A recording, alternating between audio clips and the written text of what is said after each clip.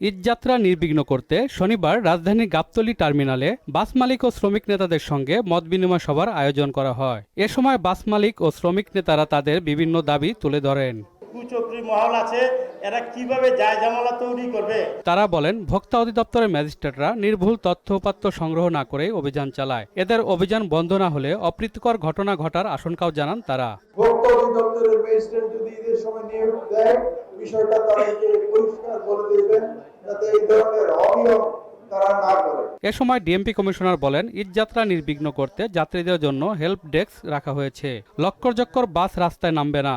এসব বাস রাস্তায় নষ্ট হলে যান চলাচল স্বাভাবিক রাখা সম্ভব নয়। লক্কর বাস যাতে রাস্তা না নামে সেখানে আমাদের ডিএমপি, জুডিশিয়ারি ম্যাজিস্ট্রেট সহ বিএনপি ম্যাজিস্ট্রেট সহ অভিযান। নষ্ট হলে দেখা যাচ্ছে 5-7-10 কিলোমিটার জাম লেগে যায়, অর্থাৎ একটা দুইটা বাসের জন্য আমাদের শত শত বা হাজার হাজার বাস কিন্তু রাস্তা আটকে যায়, ট্রাফিক জ্যাম পড়ে।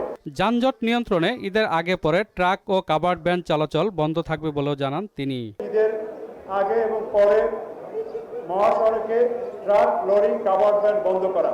অতিরিক্ত ভাড়া আদায় বন্ধে প্রতিটি কাউন্টারে তালিকা টানিয়ে রাখার নির্দেশও দেন ডিএমপি কমিশনার। আমরা অনুরোধ করব যে বাসের ভাড়ার চার্টটা টানিয়ে রাখতে হবে, যাতে প্রত্যেক যাত্রী জানেন যে কি পরিমাণ ভাড়া হবে।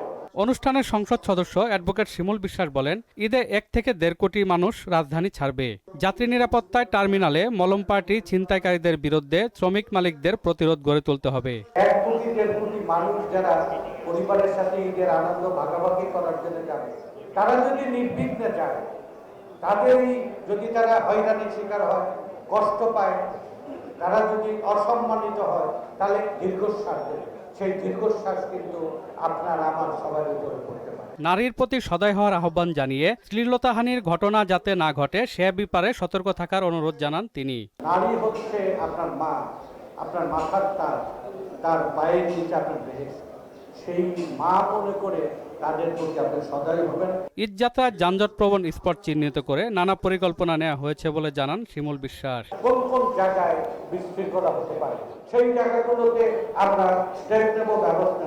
এমদাদুল হক খান, মোহনা সংবাদ, ঢাকা।